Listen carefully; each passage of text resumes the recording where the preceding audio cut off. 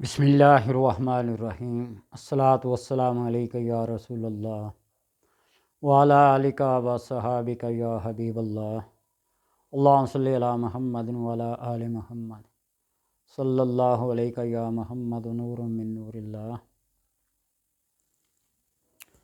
انسان یہ سمجھتا ہے کہ وظیفہ صرف تسبیح پڑھنے کا نام ہے، عمل صرف تسبیح پڑھنے کا نام ہے۔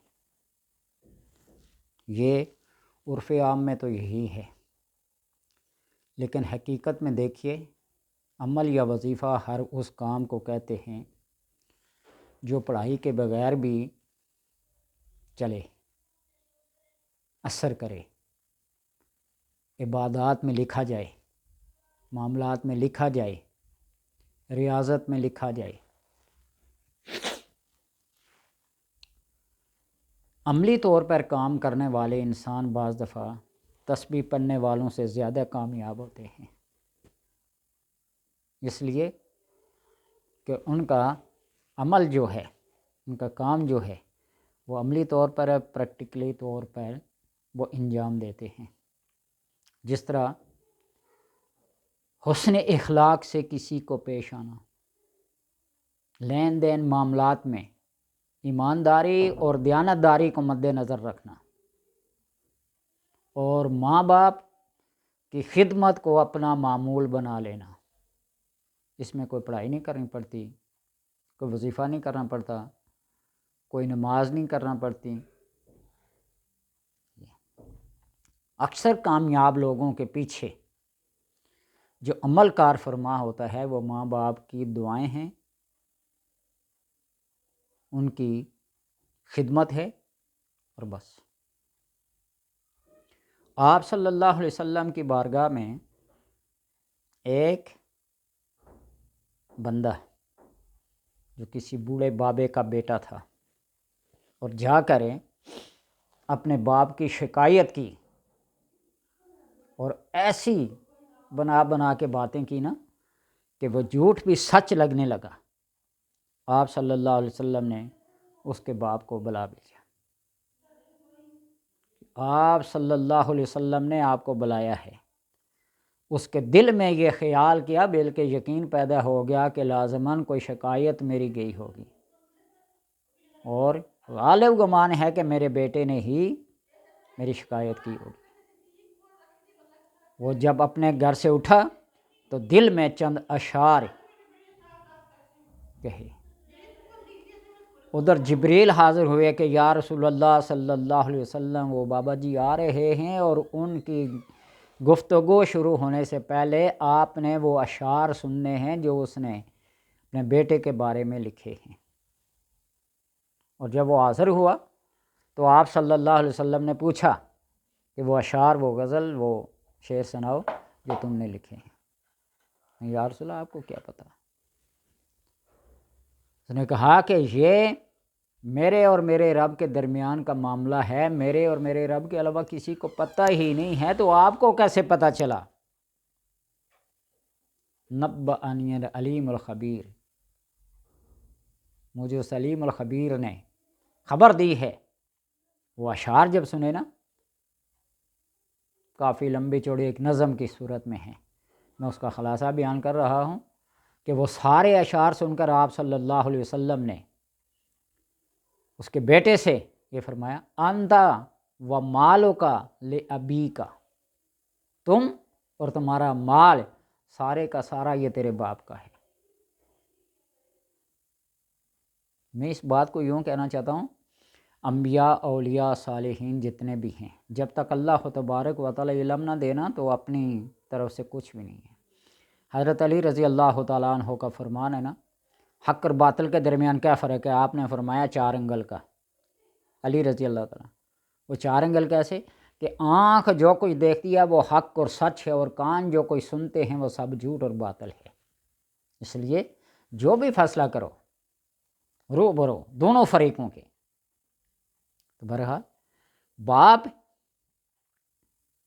کے ہاتھ کو چومنا، پاؤں کو چومنا، ایک آدمی نے منت مانی نا کہ اگر یہ میرا کام ہو گیا میں جنت کے دروازے کی اوپرلی سطح بھی اور نیچے والی دونوں کو چوموں گا۔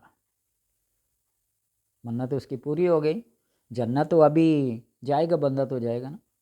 آپ صلی اللہ علیہ وسلم نے فرمایا کہ اپنے باپ کے ہاتھوں کو، پیشانی کو چوم لو اور ماں کے قدموں کو چوم لو، تمہاری منت پوری ہو جائے گی۔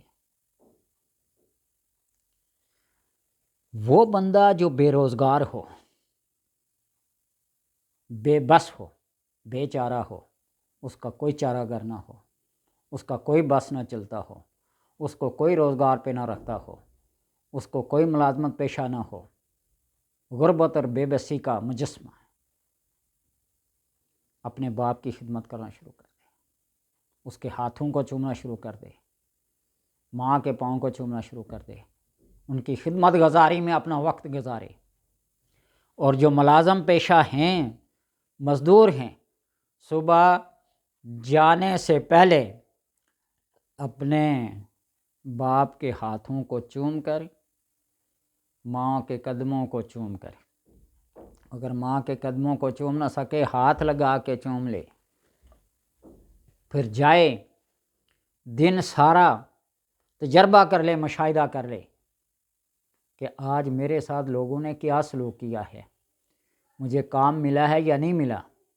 وہ تھوڑے سے کام میں اللہ تبارک و تعالی برکت پیدا کر دے گا۔ ہر وہ بیمار جو ڈاکٹر حکیم طبیب کے پاس جا کر اس کی فیس، دوائیوں کی قیمت ادا نہ کر سکے، کہتا ہوں وہ صرف باپ اور ماں کی دعائیں لے، اور اگر وہ زندہ نہ ہوں ان کی قبر پہ چلے جائیں۔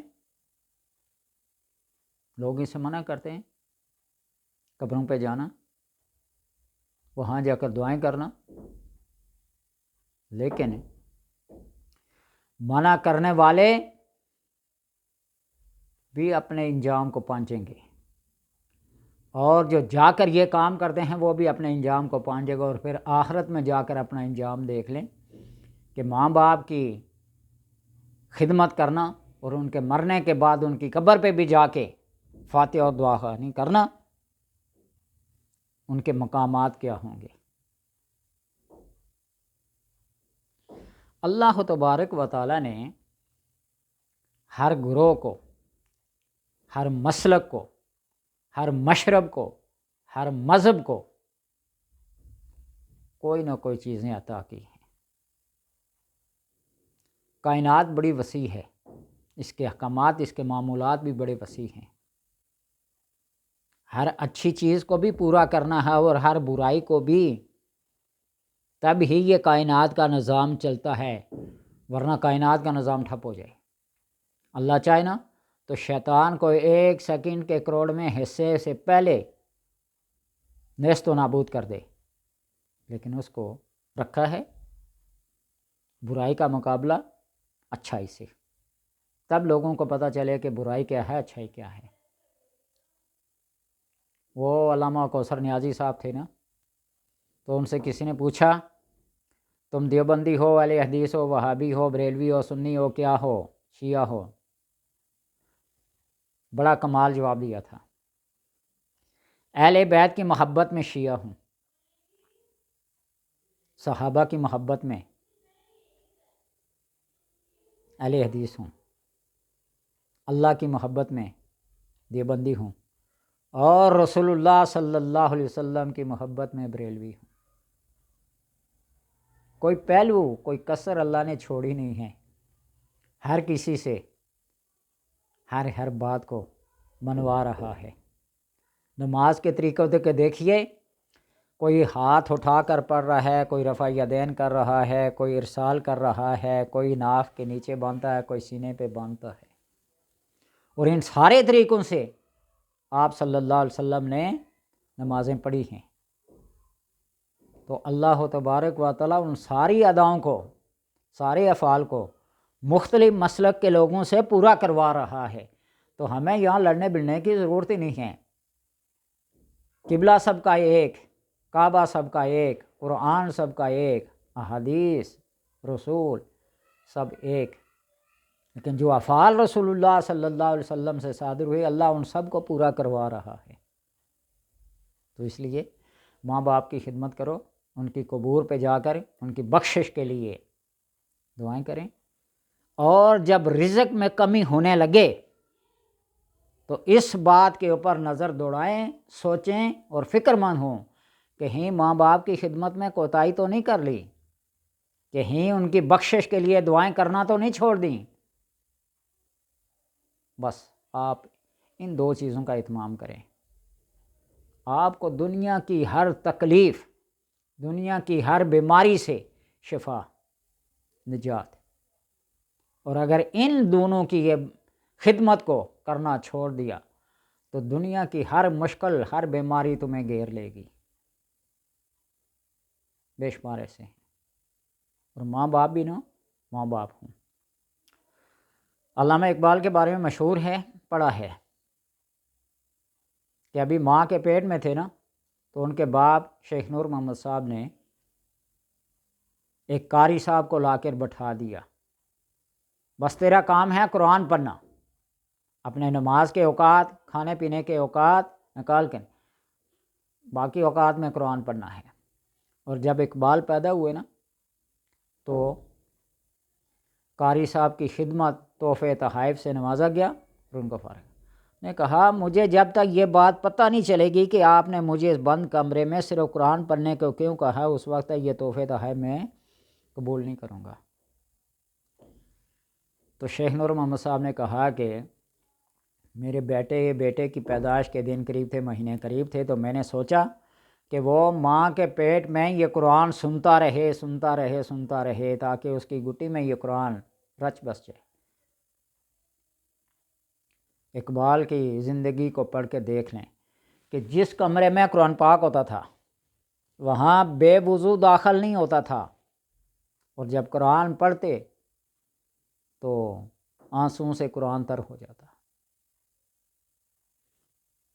یہ پہلے دن سے سلیکٹڈ لوگ ہوتے ہیں، اللہ کے منتخب شدہ ہوتے ہیں، اللہ یجتبی الیہ من یشاء۔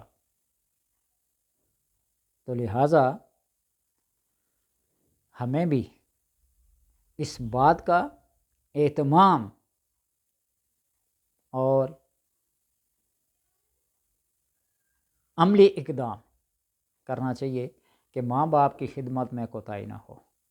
دنیا کی ہر کامیابی اسی میں ہے، دنیا کی ہر بیماری کی شفا اسی میں ہے، دنیا کی ہر الجھن اور پریشانی سے نجات اسی میں ہے۔ ماں کی دعا جنت کی ہوا، باپ راضی تو رب راضی۔